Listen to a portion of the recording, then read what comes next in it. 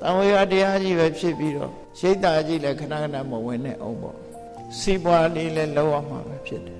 စီးပွားလောက်တာကိုအပြစ်လို့မပြောဘူးမြတ်စွာဘုရားကိုယ်တိုင်ဟာအေးမင်းတို့လူဖြစ်လာလို့ရှိရင်မျက်စိနှလုံးရှိရမယ်တဲ့မျက်စိတစ်လုံးကဘာလို့ဆိုရင်စီးပွားရှာရတဲ့မျက်စိနောက်မျက်စိတစ်လုံးကဘာလို့ဆိုရင်ကိုချင်းတရားမျက်စိဒီနှစ်ခုပြည့်စုံရင်ပြီးရောလူဘဝနှစ်ခုစလုံးရစေချင်စီးပွားပဲရှာပြီးတော့ကိုချင်းတရားပြပြနေမယ်ဆိုရင်အနှစ်သာရဘာမှမရနိုင်ဘူးဒါကြောင့်မို့နှစ်ဖက်စလုံးရအောင်အမြင်နှမျိုးနဲ့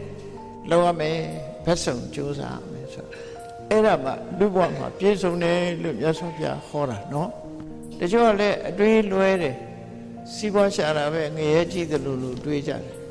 စီးပွားရှာတာကိုတချို့ကလောဘဖြစ်တယ်လို့ရှာလောဘဆိုတာစီးပွားရှာမရှာဖြစ်နေမှာစီးပွားဥစ္စာရှာတာစီးပွားဥစ္စာဖြစ်တာလောဘကြောင့်ဖြစ်တယ်ဆိုပြီးလောဘသွားပြီးတော့ချီးမွမ်းနေမချီးမွမ်းနဲ့ economy ဆိုတာလောဘမဟုတ်ဘူးပညာစီးပွားရှာရတာကပညာကြိုးစားတာကဝိရိယလောကလူတွေချမ်းသာကြွယ်ဝတယ်ဆိုတာကံရဲ့အထောက်အကူပေါ်မှာကြည့်ပြီးတော့ပညာနဲ့ဝိရိယအသုံးချလို့ချမ်းသာ